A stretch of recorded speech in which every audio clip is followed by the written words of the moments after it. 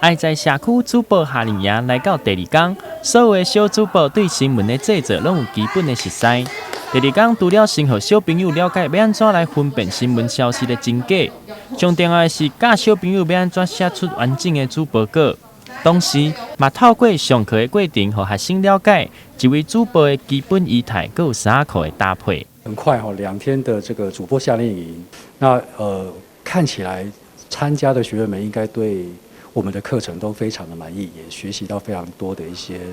包括采访、写作或者是播报的一些技巧。那这里面我们也放了一些跟媒体识读相关的一些课程。那希望小朋友在这里面也可以学到一些如何判别假新闻、假讯息的这一种能力。那明年度我们希望可以再做一些课程上面内容的一些改进，那可以让更多的小朋友一起来参加。主播夏令营特别安排了画种的课程，让学生会当体验画主播的种，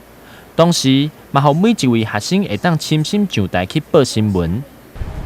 大家好，我是周佑琪，欢迎收看8月13号礼拜五的中嘉台南地方新闻双子星3冠网有线电视。大家好，我是张继腾，欢迎收看8月13号礼拜五的中嘉台南地方新闻双子星3冠网有线电视。随着活动来到尾声，小朋友因对采访、写稿一直到报新闻拢有基本的熟悉。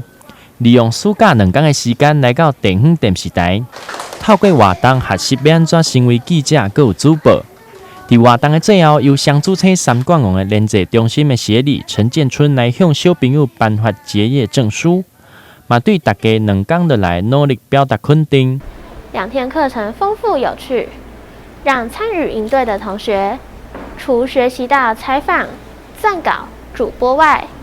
也进一步更认识及亲近媒体，收获满满。感谢您收看中嘉台南地方新闻，我是李佩萱，我们再会。台南新闻合唱帮刘品言采访报道。